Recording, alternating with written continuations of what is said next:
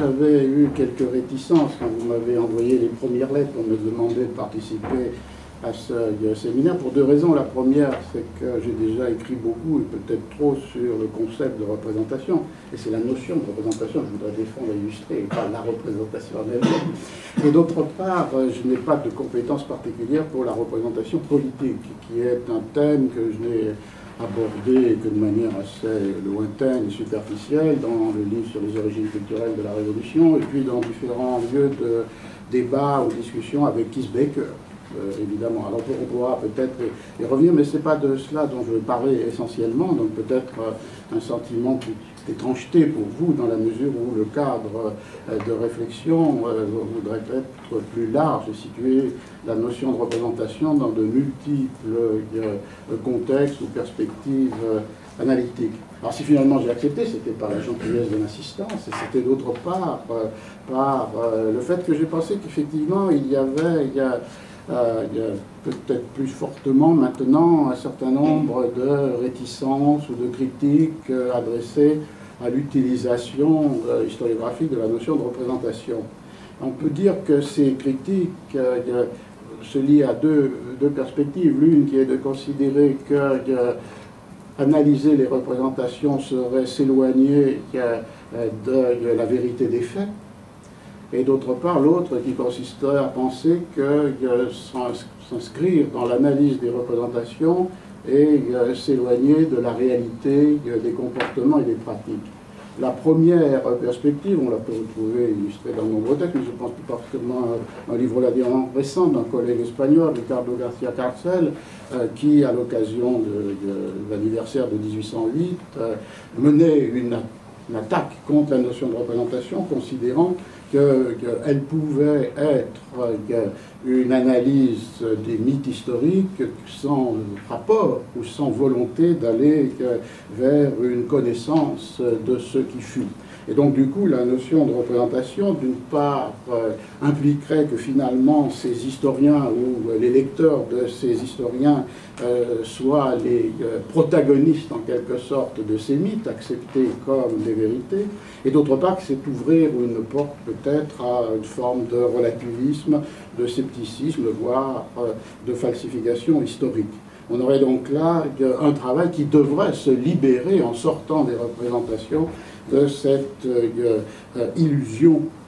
et de la manipulation qu'elles peuvent opérer. La deuxième critique, si la première est plus, on pourrait dire presque épistémologique, sur le rapport entre les représentations comme objet d'étude et la vérité des faits, qui est ce que doit établir la connaissance historique. La deuxième critique plus ancienne, j'avais eu un débat dans Quaderni Storici avec un historien italien, Angelo Torre, sur cette question, c'est-à-dire l'idée qu'étudier les représentations pouvait, dans sa perspective, éloigner de l'analyse des pratiques, des comportements et finalement du monde réel, avec pour conséquence là plutôt méthodologique qu'il pouvait s'opérer à partir de cette perspective une réduction de ce que l'on appelle en historien un document historique à sa pure dimension textuelle, et qu'en quelque sorte on ne sortait pas d'un monde textuel, linguistique, discursif, et que l'on ne se donnait pas les moyens d'atteindre à ce qui était ce que Angelo Torre désignait comme des comportements concrets et concrètement observés. Alors je reviendrai à la fin de l'exposé sur la manière que l'on peut avoir de répondre à ces deux critiques, mais il m'a semblé utile de commencer avec cela pour ne pas donner l'impression que travailler avec la notion, le concept de représentation, même si cette notion a pu être identifiée ou identifier l'histoire culturelle aujourd'hui, n'allait pas de soi et n'était pas nécessairement universellement acceptée. Alors, pour essayer de plaider la cause, je vais suivre une série d'analyses. J'ai donné on dirait en anglais un handout, un petit document qui accompagne l'exposé, et j'ai conservé, parce que je m'en suis servi quelquefois pour des conférences ou des séminaires à l'étranger, les textes dans leur édition originale. enfin dans leur langue originale, alors je le traduirai lorsque besoin se fera sentir. Et je crois qu'on ne peut pas commencer une réflexion sur la représentation sans revenir à quelque chose que tout le monde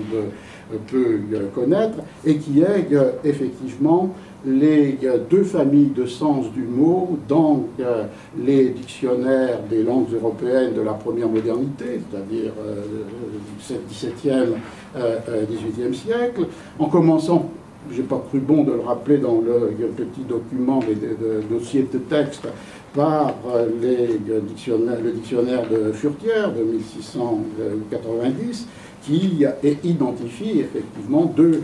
familles de sens qui sont, on pourrait le dire, à première vue, contradictoires l'une avec l'autre. La première famille de sens définit la représentation, je cite le texte de Furetière, 1690, une image qui nous remet en idée et en mémoire les objets absents et qui nous les peint tels qu'ils sont. On voit donc que dans ce premier sens, la représentation donne à voir un absent, une chose, un concept, une personne, en lui substituant une image qui est capable de représenter cet absent adéquatement.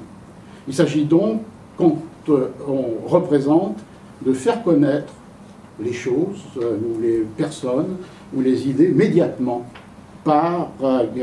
la peinture d'un objet, des figures, des signes. Et Furetière énumère les énigmes, les emblèmes, les fables, les allégories. Dans ce dictionnaire de la fin du XVIIe siècle, il y a du coup une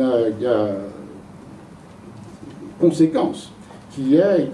d'une part le sens juridique et politique qui est donné à représenter, je cite, tenir la place de quelqu'un, avoir en main son autorité,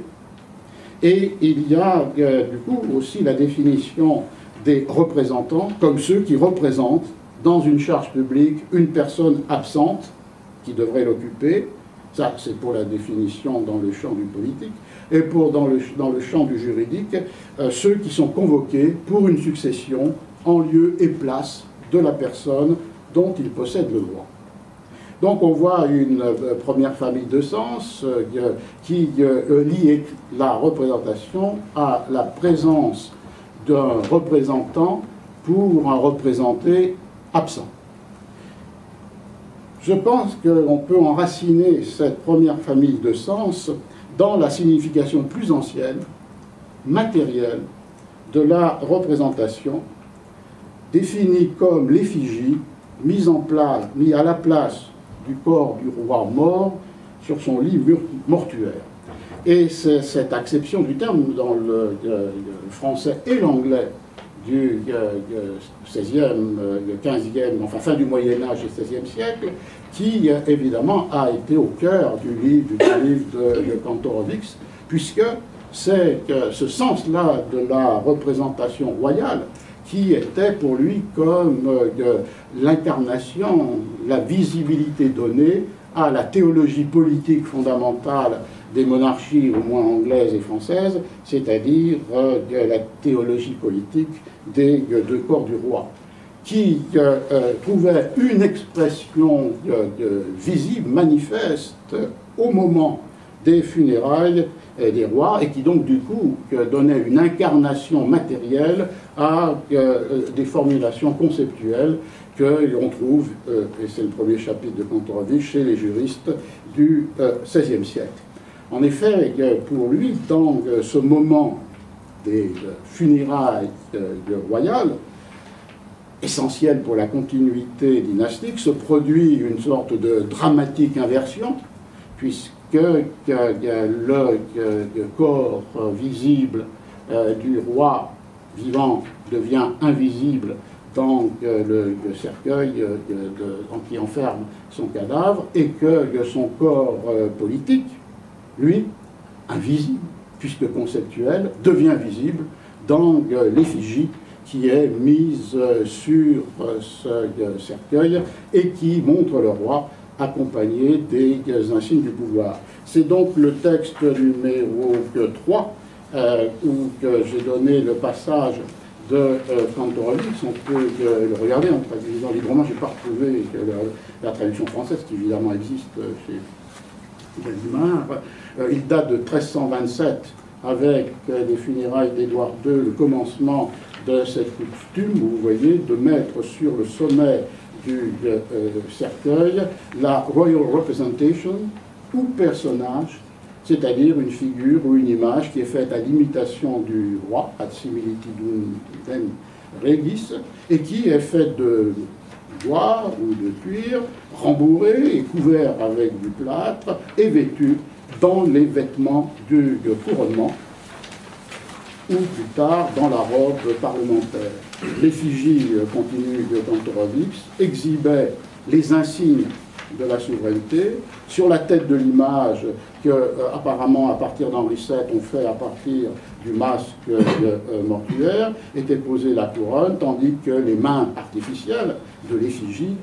tenaient l'orbe et le sceptre. Si les circonstances n'y étaient pas contraires, les effigies furent à partir de là utilisées dans les funérailles des rois, enfermées dans le cercueil de plomb qui lui-même était enfermé dans un coffre de bois, gisait le cadavre du roi, son corps mortel et normalement, ordinairement visible, bien que maintenant invisible. C'était là où était son body natural, son corps naturel, tandis que son corps politique, normalement invisible, était à cette occasion visiblement montré par l'effigie avec ces insignes royaux solennellement disposés. Une persona ficta, l'effigie, incarnait ainsi une autre persona ficta, la dignitas, celle du roi qui ne meurt jamais. Alors ce sens matériel a pu survivre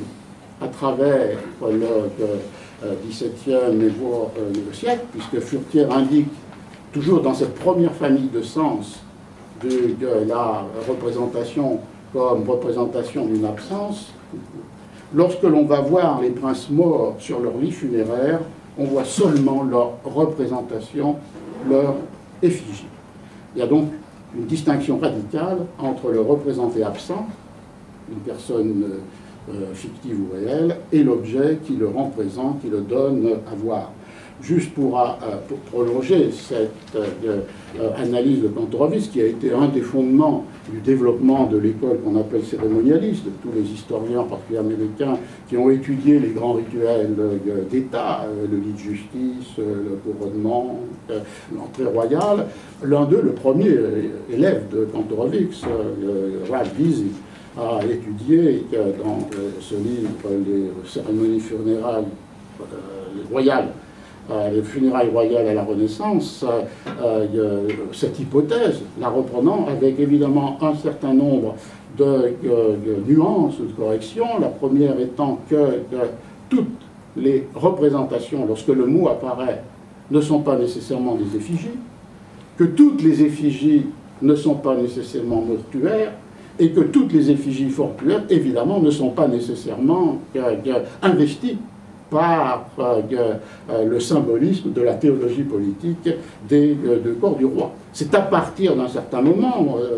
la date que donne Kantorowicz de 1327 pour l'Angleterre, la date de 1422 pour la France avec Charles VI, que ce double mortuaire, qui pouvait correspondre à d'autres besoins anthropologiques, j'y reviendrai, est en charge de donner à voir la théorie des deux corps du roi avec cette extraordinaire inversion par rapport au cours normal des choses qui fait qu'un corps naturel devient invisible et qu'un corps politique devient, lui, visible.